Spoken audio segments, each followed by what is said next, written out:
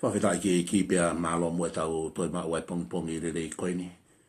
Tali whiro to mawhana koe e wawhai kuna mo e wawhare lahi o tau eiko si suka laisi. Wheha wheitu i he kolope kuke mea mea i tate kau whakataha mo he tau kolofia ma koe ia. O pongpongi ni. Pongpongi tu site whokieni. Aho ua noa o sune e ua noa taha whitu pia ko whawhiwak whia te kere koe. I he wafa lelei, wafa whakaafu ofa. Ko tau eiko si suka laisi ofa pia wala maari e pia e mea kotoa pia mei apina. Koe nei tau kalofiama koe ke pongpongi ni, uto pia me taha tau ngahi resoni koe ia e weekendi. Koe ia sene si, pake wahe koe hono wafulu mataha, pake vesi walu, ke vesi koe hono wafulu mataha, ko te fitoa i e whakakau koe ia o e pongi ni. Vesi hono wafulu maua, ko peisia i e whakakau, koe talange e otuang ki a e palahame. Whakawhanongo i he reo o sela i he mea kotoa pe. Pia koe kaweinga ia o e whakakaukau o e kalofia mai pongi ni. Whakawhanongo i he reo o sela. Ka pauti ke toki mawhinga maari e pia ke toki lau e talanoa ni, ko talanoa mahino mo whaingo fua. Mahalapeko ke osi fau mai ai, mahalapeko ke osi lau e reso ni se nesi wahe wafulu mataha, pake vesi walu ki hono wafulu mataha e vesi. Koe amanaki ke mawae a Aisake. Pe talanga lewa e sela ki a e palahame ke turi a heka a pia mo Ismaeli. Kena mawae. He ukai ke fie mao ke tupuhake a Aisake o ke. Ke fie mao ke tupuhake a Aisake i api. Ona whakawhekiki pia mo Ismaeli. Whakatau ke lau e kau whatola tohi tapu. Whaele o Aisake ko tau hongfulu manima a Ismaeli. Whaele o Ismaeli ko tau hongfulu manima ia e palahame. Ene whaele i koi a Aisake o ku tau te au a e palahame tau hiwa noa a sela. Pea koe mawaeni o Aisake. Pea whikau rewa e sela a e palahame ke tūri a heka a pea mo Ismaeli. Koe whaingata ia lahi mo oni a e palahame.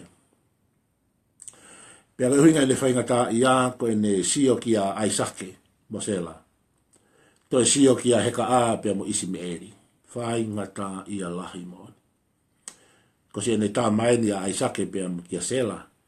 Ko si ene tā mai a Ismaeli ki a heka a. Whaingata ia lahi. Pena tonga ene whaingata ia vese ngofulu maua ia se nesi wataha. Ko wholofolanga e o tuaka e palahame. Whawhanongo ki a lea o koia o sela. O koe whuke taime taha o ku whaamooni e lea koe whaatala mai ho tau ngahi hoa, ngahi whine mātua. O koe ke tono maua i pē mea utala mai ho tau ngahi hoa. Ka oki ai ai taimi o ku whaamooni mea una whaatala mai. Ka hinga ka whaingata ia ka e palahame, mana tui ko sela na talange ki a e palahame ki alu ka heka a. Ko heka a koe whine isipite ka koe kaunanga ia a sela. Koe peanga koe e na urunganga whakafonua, ka paulewa ku paa ai whiwhine, pea ku angelewa ai husepani ti ki he kaunanga. Koe whanau koe a kaunanga, o ku lau pea koe whanau ia a hono eiki. Uke ki hame eia a kaunanga. Tatau tofu peye pe mo se vanity. Ko se vanity ko kia me ai ana. Ko me ko to ko se vanity ko me pe hono eiki. Ko ki tau tolu o bui he kai me ta ko ka se vanity a eiki ko ka nang a eiki. Kon fagare ko ta tau hala ta to ha me. Ko ia tau me ai tau to. Ko tau koloa ko tau whanau ko ia tau me ko to ai ho tau eiki. Hallelujah. Me na fa tala tu ko ki mo tau hala ata to ha me. Ko te ki whanau, ko ki whanau pe a eiki. Ko to ki ipoto, ko ki ipoto pe a eiki. Ko ki seniti o kumau, ko ki pisinisi o whakarere, ko mea kotoa pe. He kuhala ai se vaniti ha mea, o kuhala mo i kaunanga ha mea. Ko ne mea koe kumau he se vaniti mo i kaunanga, ko mea pe a hono eiki. Pake tau hao ko ia ki a sisu kala isi, ko ia ho tau eiki. O kuhala ata a se vaniti ha mea. O kuhala ata mo i kaunanga ha mea. Ko mea o ku mau ko he se vaniti me kaunanga ko mea ko toi a eiki. Pea ku tau hala ata tolu ha mea. Ko ki mea ko ku tau mau Ko mea ko toa pe ai eiki. Ko ki mea rere ko te lere holo ai ko mea rere ai eiki. Ko ki whare ko te nofo ai ko whare ai eiki. O ku hala ata. Ko hoto ki tare ni ti. Ko hoto ki i poto ko te mau. Mea ko toa ai. Ko ki tau toluia ko kau sevaniti me kau kaunanga ai eiki. Pea ku hala ata ki tau toluia ha mea. Ko mea ko tau mau. Ko mea ko toa ai eiki. Kako se lesta haona foki na kalange esela ka Abraham ki alu ka heka a.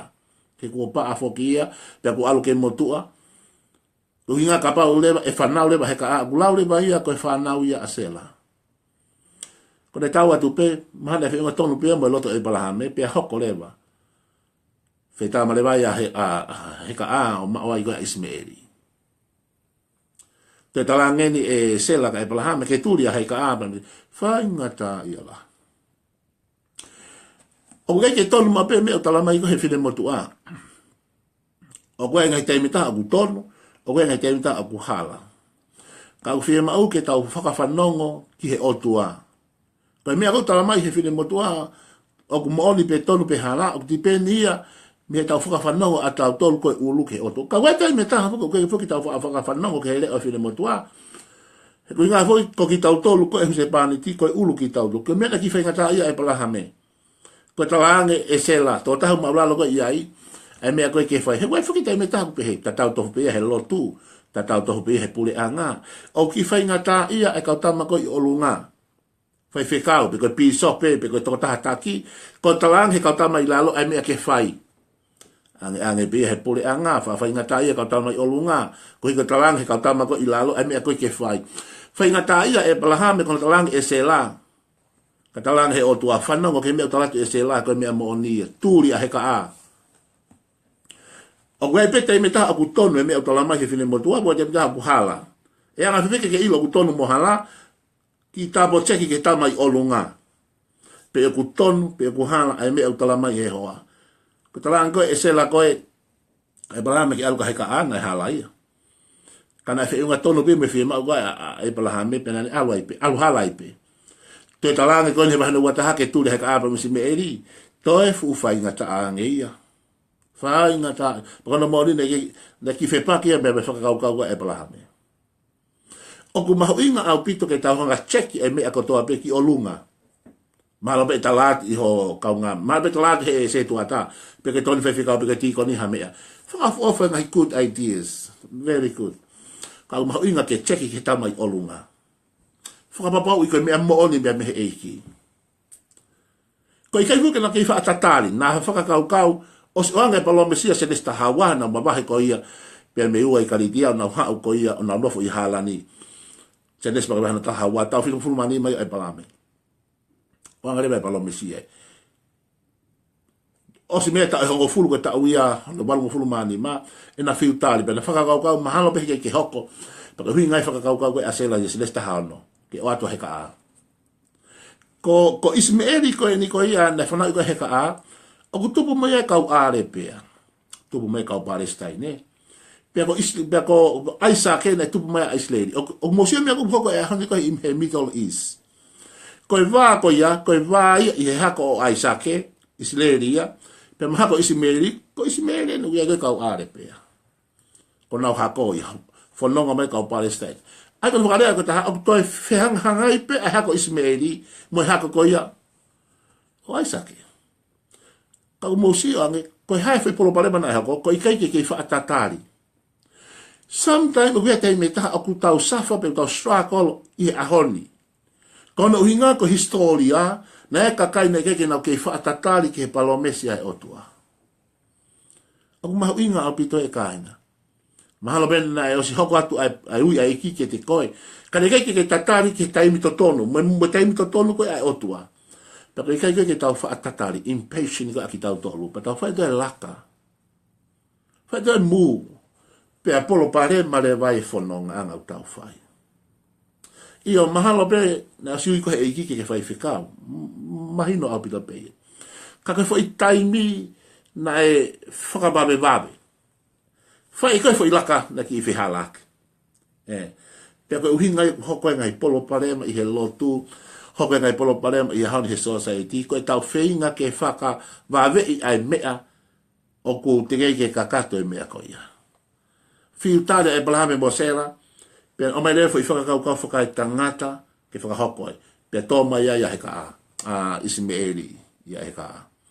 Koe wahe no ua taha, koe whakau ke mawahe. Whaingata ia lahi mo. Ki tawhitu upi e tulou, pau te whainga ke hanga te paraphrase, ki te whainga ke te ki mahino ange. Ka pau ko koe, na e iai hao ki leka tu tāmaki, o ki whakatātā e, ia hao ki tamasii, tu tāmaki, pe ko hao whiwhine tu tāmaki. Pea ke maari, pe to iai hao whanau maari. Te ke hanga mahino i mea koutala noa ki e, te ke tu Yesu o e palahame. Ko e sio atu ki a heka amo isi me eri, ko e ne tama. Ko e sio ke aisake Mosela, whaingata ia lahi. O ke sio loto ange, ho whaingata ia. Ke whaingata ia, ke sio ko ho mari, ia ho ki whanau. Toi ange ho te wakai atu, na ea ho ki tamasi tu tāmak tulo pam ho eiki. Whewhe ka pau te toko lahi o whanau tu tāmaki, toi lahi ange ho whaingata ia. Whewhe ka pau tangi tauhi.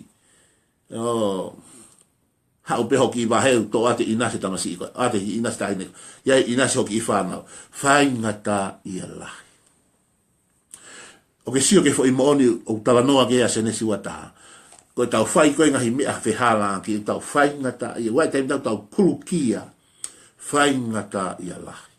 Koe koe ngahi presa e whanonga anga. Mahu inga ke tau ako ki tau whaatatari ke otua.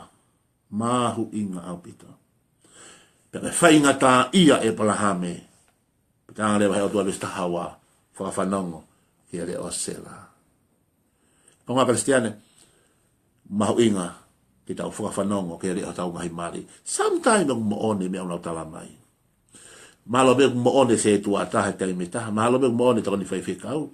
Malo be moone tau tama ko ilalo iho mawhai. Matui ko e palahame ko ulu e family. Pe wega te me taha ia o te hame o te ki ongo i whaingata ia te me taha. Taka o moone fine motua. Mea une talamai. O mahu inga pito ke check e mea kotoa peki o lunga peku. Peko fina ngalo ia o tua pe ikai. E mahu inga ki hatau taimi pe mo o tua. Peko tala noa ia se nesi wataha. Kono si whakaheke heka e palahami a heka a pe mo isi me eri pe mo hina wai pe si iwhekau pe mawahe. Kono uhi ngā ko Aisake e tupaka Aisake i loto whare. Ko loto whare ko ia o kei te aha me e ia. E mana tui ko sifu ulahi waka isi me eri. Peka tupu hake a Aisake he loto whare ko ia. Talatu tena wheke i kei. Te oke si maheni pe ka pau o toko ua hoki i whanau. Whatau ngā tena ke he mea wa inga e tangi mai a Aisake ko e tā isi me fula. Tanga lewa e sela. Kua poke mamahe he ka a ia pe mo isi me eri. Ko i kutama e tupu haki he loto whare. Ko loto whare o i tau ataina. Ko whakatai pipia ki he lao pe mo i kele si e kaina. Si sukalai si e tau ataina. Kei ke te mo ulaloa iha mea. Hallelujah. Pe whekau lewa ke mawahe a he ka a ko tala noa i o ahoni. Ko taipea ki spirit pe mo e flesh. Ko taipea ki ngā e lau marie pe mo e kakano. Ko taipea ki he law pe mo e grace. Ko e kono hulu pe me whoka motu a. Ai whainga whoka kau o Aisake pe mo Ismaeli. Tukuange toko taha ke mawahe. Hei kei te ke lawa ko tau he otua i hongo mea e ua. Ko bau ke tau he otua i he mea taha. Ko spirit, ko lau maria e tau ataina.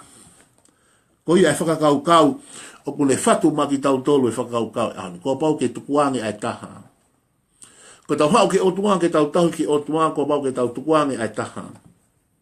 Ko bau ke tau tukuange ai mea e kakano. Ka tau ki otua i he lau maria. Ko bau ke motu, ko bau ke tuusi e kaunga Kristiane. Ko whamatau ngā to e paula ia, ka retia nima uwaki, mautu umau, e tau ataina ko se whakatau ataina ngai kalaisi, te ria nā mautoi, e whihia i e hamonga, o e puapula e ngā. E ka inga, o ku mahu inga au pito, mahu inga, ke tau tu umau i he eiki, pe whakatau ataina ki tau tolu i a kalaisi, mahu inga au pito, ko pau ke tukuanga he ka amo isi meheri, tukuanga ai mea o e lao, tukuanga ai ngai puapula o e angahala. Pau ke vete hai, ko pau ke siaki, ko pau ke let go e, ane afi mo ko hili ho mo ui mahalo be ko mi o ke popolo ke let go tukuange ka tukuange o tuake de taki ko me nau mo gloria ke gloria ko taimi fainga ta ko taimi fo mai ko taimi mabai a kakano be me spirit mamahi fainga ta ia Abraham ia be ngai taimi ko ke fainga ta ia ko motu mo fainga mo ui motu a ko motu me me ana ke kakano na yanga to dia homo ui o fainga ta ia hallelujah ka ko aho i hofa ta wataina ko to mai ho aisa ke ha o fai te liha i loto whare. Kai ke te whemau ke whakawheki ke he mea mai ngā a aisa ke moisi mei. Kai ke whemau ke a aisa ke moisi mei. Kai ke whemau ke tupu mai aisa ke pe te pōpula ke aisi mei. O whemau ke tō mai aisa ke o tau ataina he loto whare. E ka inga, oh hallelujah. Koe mo ui whakakaristi ane, koe mo ui o ki ai whahinga tau ataina, spirit of liberty, freedom. Koe mo ui o ki ai whakatau ataina, ia kalaisi. O i kai ke toi pōpula ki ai whahinga mea. Tukuanga he ka a moisi mei. Kai piki tai he foha o tau atai nā kai foha ia o balon mesi. Malabe koe hame i ho mo ui o whi mau ke tukuange, let go. Malabe koe ane afi, pe koe kuohiri ho mo ui o whi mau ke tukuange ki osi. E fu tangata motua. Tā la paula ua korinto ni mataha fitu. Ka pai toki ia ka laisa taha koha ko more. Ai ha tangata motua. Kai ha hoko mai tangata fo ou. Koe tō mai aisa ke koe new man ke tata fo ou. Ko pau ke tukuange a Ismaili ki alu. Hallelujah. Koe kulo tuia ke toni mai lau mare o tu hai ahoni. Kau whanonga i he ahoni mai whakakau. Whakawhanongo i re o se lai. Tamai koe kulo tuia, tāpe kina mua ai ki tō tāka tō be ahoni. Lang ia be afiane, Sisu Christ ko alam whamu ui. Amen.